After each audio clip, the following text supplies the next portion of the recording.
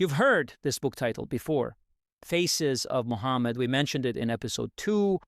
That was when we explored how revolutionary England reimagined the Prophet of Islam. Now we go deeper. Today, we speak with Professor John Tolan, the author of that book, Faces of Muhammad, Western Perceptions of the Prophet of Islam from the Middle Ages to today. This story spans centuries. I hope you enjoy it. And if you do, don't forget to subscribe and share.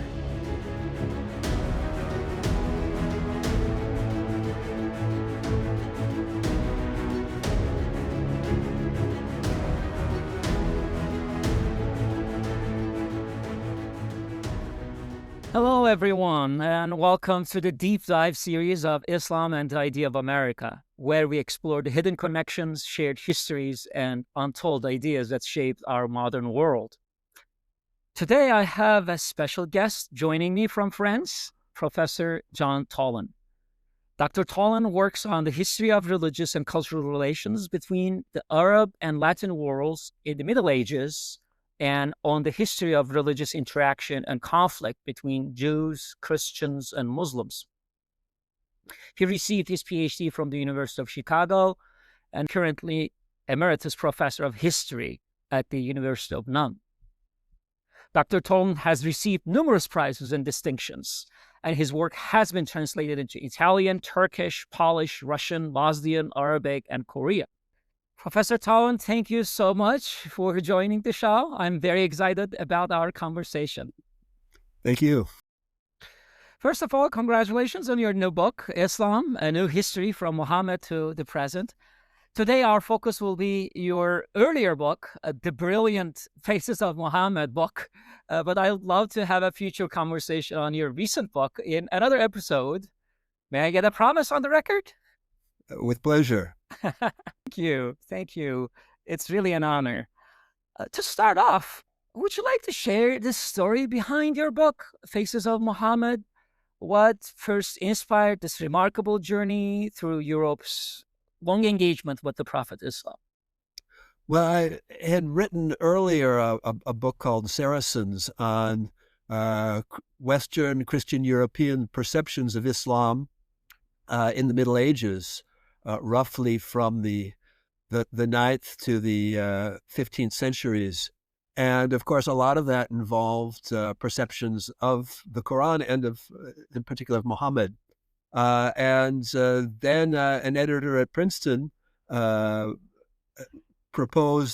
me if I'd be interested in writing a book on Western perceptions of the Prophet from the Middle Ages until today. And not much had been done that covered that whole period. And for me, it was interesting to trace the many changes, the many perceptions of the Prophet in European culture from the Middle Ages to today. Yeah. I think one of the most intriguing parts of your book for me was how both Catholics and Protestants used Islam against each other during the Reformation, especially. And there is this striking passage you quote from Martin Luther where he criticizes the church by praising Muslims. And I like to give that quote, which was very interesting for me. The modesty and simplicity of their food, clothing, dwellings, and everything else, as well as the fasts, prayers, and common gatherings of the people are nowhere seen among us. Our religious are mere shadows when compared to them, and our people clearly profane when compared to theirs. This is the reason why many persons so easily depart from the faith in Christ for Muhammad. I sincerely believe that no papist, monk, cleric would be able to remain in their faith if they should spend 3 days among the Turks. It was really interesting for me because we know Luther and his perceptions of Muslims in general, other writings about Islam. So at the same time, the Catholics also fired back by claiming that even Muslims were deeply respectful of Virgin Mary, right? So I learned from you that despite the polemics that depict Islam as the enemy, both sides were indeed also referencing Islam in fascinating ways So could you please set the scene for us? What was happening in that religious climate? Why was Islam such a useful mirror for both sides? Well, Islam, of course, in 16th century Europe was a major preoccupation, most notably because of Ottoman expansion into Europe. And when Martin Luther wrote, he was worried that Christians would convert to Islam when they became subjects of the Ottoman Sultan. So part of what he wanted to do is try to argue against that and convince Christians that they should not convert. So one of the things that Luther wrote was a preface to the translation of the Quran.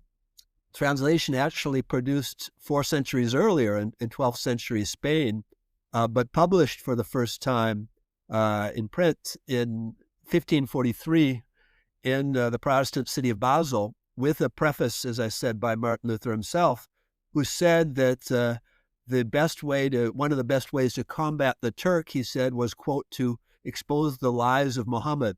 So in other words, he, and as other Christian writers before him, had thought that in order to fight against Islam intellectually, you had to know your rival, you had to study a rival scripture. But he also found in the Quran, he and other Protestant writers found arguments against the Catholics, and vice versa, as you mentioned. The Catholic authors could use the Quran to find arguments against the Protestants. So the passage you read of Martin Luther is really a sort of a backhanded compliment towards the Muslims, or Turks as he calls them, because he's saying that the Ottomans have this impressive religious ritual and all this ostensible piety, which for him won't save them, because for Luther only faith in Christ provides salvation. So in some ways, in that passage he's comparing the Catholics to the Muslim Ottomans, saying they're both invest in ritual and this sort of display of visible piety rather than in concentrating on true faith. So what sounds like a quite positive image of Islam is actually a backhand compliment. Yeah, that actually brings us to another surprising moment you discuss in the chapter Islam and in revolutionary England, because again, the translation of Islam, the translation of Quran the first time, right? It was really a very interesting picture, like you just mentioned, this puzzle similarly happening over there. I think it was fascinating to read about the parallels some writers drew between Muhammad's message of social justice, especially freeing slaves, and Cromwell's Republican Revolution. So it seems that both royalists and Republicans invoked Islam to serve their own arguments. Is that right? So what does that tell us about the 17th century England and its political and moral upheaval? Well, it's an interesting case, and I looked particularly at the writings of Henry Stubb, who was a Republican who wrote A Life of Muhammad. It's really the first Christian European life of Muhammad to be very positive, whereas most had been quite polemical before that. And he presents Muhammad as a sort of an anti-clerical hero, he does that in order to fight what he sees as the links between the Anglican Church and the Crown of England. In other words, he presents Muhammad as someone who abolished the power of the clergy, of the Christian clergy, and brought in a renewed, purified form of monotheism. So what he's suggesting is that in England, the Anglican Church has too much power. They're too allied with the kings. And to say that openly would be dangerous. So to couch it in in language where he's ostensibly talking about Islam and about the history of the Prophet Muhammad is a way to get by the censors. Mm-hmm. Mm-hmm. Yeah, and his time, Henry Stubbs' time, as I was reading, I also sensed a recurring fear of Islam's appeal, stretching from Luther's anxiety that time about mass conversions to the allure of Ottoman culture in London coffee houses for the first time. So it's quite a time period, a long, 100 years after we are talking about, right? But still a similar thing. It looks like fear and fascination at the same time. So, but these depictions are all of contradictions. Some writers praising Islam as a rational, natural faith, while others painting it as sensual or hedonistic. So, reader is just getting that again, that interesting puzzle, which is, I think, that is where that comes. I think the enrichment of history and your storytelling. And it was also very interesting to think Henry Stubb and others are Republicans, right? But not all Republicans are praising Islam. Some of them are, calling Muslims despots, while others are admiring the religious tolerance at the same time. So how to make sense of all these conflicting portrayals, fear and admiration existing side by side? Well, part of it is the conflicts within Europe, because often what these perceptions of Islam and of the Prophet reveal is more the preoccupations of these European authors than any real interest in Islam. In other words, it's easy for a Catholic writer of the 16th or 17th century to say that Luther or Calvin is as bad as or worse than Muhammad, and to give this traditional negative portrayal of the Prophet, but to say, well, the Protestants are even worse. And so this becomes a common trope in authors that have no particular interest in Islam, but are interested in denigrating religious rivals, Protestants in the case of Catholics, or vice versa. And when it becomes possible in the 17th and then especially the 18th century to criticize church authorities, be they Anglican or Catholic, by praising Muhammad, this is something, there's a new strategy that you find in Henry Stubb, and then you find it afterwards in various authors writing in English and in French in particular, in the 17th and 18th centuries. It becomes a way to get under the skin, obviously, of these clerical writers who continue to have this, many of them, the negative stereotypes about Islam and the Prophet. And to say this man that we've been criticizing for so long was in fact a better Christian, a better monotheist than the leaders of our corrupted churches are. It was a very provocative statement at a time in which there was a real conflict between philosophers, freethinkers on the one side, and religious authorities on the other. Right, right.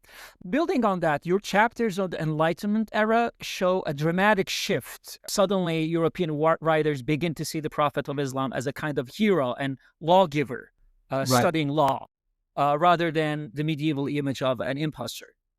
So what caused that transformation in perception? Was it driven by new encounters, changing political ideals, or perhaps deeper philosophical shifts within Europe itself? Well, yeah, the idea of Muhammad as lawgiver, one finds starting in the 18th century. Well, even earlier, the idea that the Quran is a book of law brought by Muhammad, we find even in the Middle Ages. But in the 17th and especially 18th century, it takes a positive twist where a number of authors see the law brought by Muhammad as something positive. And there's a French writer in 1787, Emmanuel Pastore, who publishes a book on Confucius, Zoroaster, and Muhammad as legislators.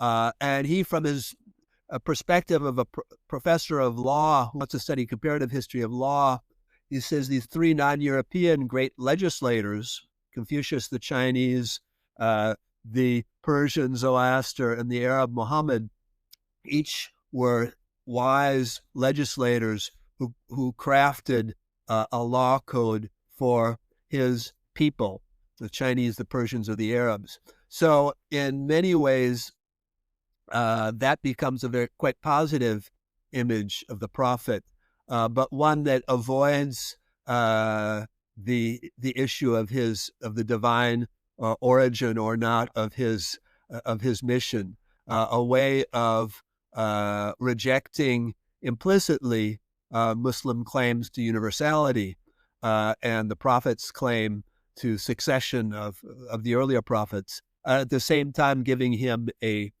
positive role in history.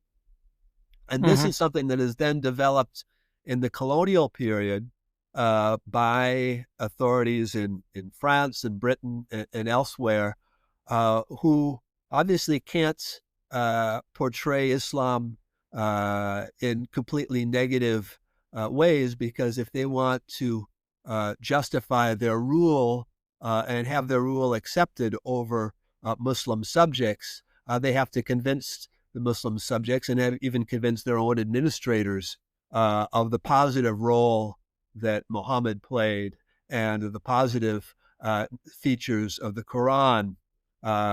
So we see this development of Muhammad of lawgiver, particularly during the colonial period in the British and French colonies in the Muslim world. Right, right. And that evolution sets the stage for another remarkable story you tell, Napoleon in Egypt. And your chapter is really fascinating, especially his Mawlid, birth of the Prophet celebrations, often described as cynical political theater, an early form of cultural exploitation, early form of colonialism. So a lot on Napoleon's Egypt invasion, but your book encourages us to think critically and see continuity between Napoleon's era and earlier English and French free thinkers.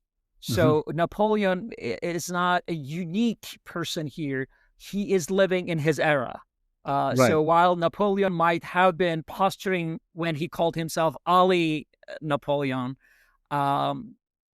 Ali Bonaparte, sorry, protector of the Muslim Ummah, he was not entirely unique. And you were mentioning the French soldiers as well. So some deist thinking, some universal thinking, and Islam being very much pristine, maybe original Christianity, or and that sort of thing. So do you think any part of his fascination, Napoleon's fascination with Islam, or his use of it, was sincere? Any part? Absolutely. I mean, there's certainly a large part that's cynical manipulation, trying to, he took the Quran with him to Egypt in the new French translation by Claude Etienne Savary. He asked the religious leaders of Cairo to help him understand passages of the Quran, help him interpret. He affirmed that the Quran would be the basis of the law in French Egypt, and that he was a friend of Islam, an admirer of the Prophet Muhammad. And all of this is, of course, calculated to try to convince the Egyptians to adhere to French domination of Egypt. And but I think there's a part of sincerity, because even years later, when he is finally exiled by the British and their allies to the South Atlantic island of St. Helena, he writes his memoirs, and he discusses his time in Egypt, and he discusses the Prophet Muhammad, who he says is one of the most misunderstood and maligned characters in history, and that he was a great man who changed the course of history. In some ways, Napoleon admired Muhammad as a lawgiver, as a charismatic leader, and as a great military strategist. In many ways, Napoleon imagined Muhammad as a more successful Napoleon, and he thought that Muhammad was finally successful where Napoleon himself ultimately failed. So there's this great admiration for him, even though it's primarily as a political and military leader rather than as a prophet. Right. Yeah. Yeah. Were there any connections between English and French Enlightenment views of Islam and the ideas that later influenced the American Revolution? Did those European debates about reason, revelation, and religious tolerance find echoes in the American context? Absolutely, there were a lot of connections. One of the people I talk about is John Tolan, who was an 18th century Irish polymath who wrote both in English and in French, and who very much, this is early 18th century, very much put forward this idea of Islam as much closer to true Christianity because than were the Christian churches of his day, because the Christian churches had invented these doctrines of the Trinity and the Incarnation that Jesus himself had not preached, and he based this on Muslim readings of Muslim sources. And another important figure was George Sale. George Sale, who made a translation of the Quran into English in 1734, and prefaced this with a long preface that, as many translators before him, he gave the early history of Islam, the life of Muhammad, and the early Muslim community. But he did so in a very unpolemical way, whereas earlier authors and translators had said, attention, this is a dangerous text. It's a heretical text by a false prophet. On the contrary, Sale has none of that and gives a very sympathetic portrayal of the mission of Muhammad. So, and we know that this translation of Sale's was very influential. Goethe read it, Voltaire read it, and Thomas Jefferson bought a copy in Williamsburg, which is now in the Library of Congress. As a matter of fact, it was that copy that Thomas Jefferson bought in Williamsburg that was used by Keith Ellison, first Muslim congressman who chose to swear on that copy of the Quran when he was inaugurated. Right. Yeah. So there is a lot in this picture, I know. And your later chapters, for the first time, I heard about the Jewish Enlightenment thinkers and their engagement with Islam. It's really also another brilliant story about the era, Enlightenment era, 19th century. As we wrap up, would you like to share a few reflections on that world and perhaps what it adds to the broader story of interfaith exchange during the Enlightenment? Yeah, the 19th century is a fascinating time for Jewish culture in Central Europe. Also, a very difficult time. It was a time of emancipation, legal emancipation, meaning that Jews who had been legally inferior to Christians throughout European history now had, in most of Europe, at least in theory, equality. So they were considered citizens with equal rights to those of the Christian majority. However, it was also a time of increased anti-Semitism and violence, and several important scholars of the 19th century who worked on Islam were Jews who were also interested in the history of Judaism and of Christianity and the relations between the three.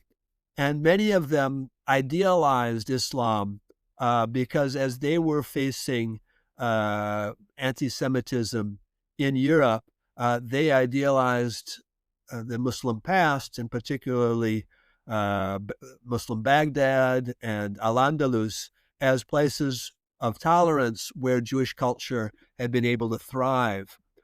So some of these scholars, and in particular Abraham Geiger and Ignaz Goldziher, produced excellent scholarship on the early history of Islam, on the Quran and the Hadith, and did so from a point of view that was quite sympathetic to Islam, seeing Islam as much closer to Judaism than was Christianity, and much more tolerant of, historically tolerant of Judaism than Christians had been.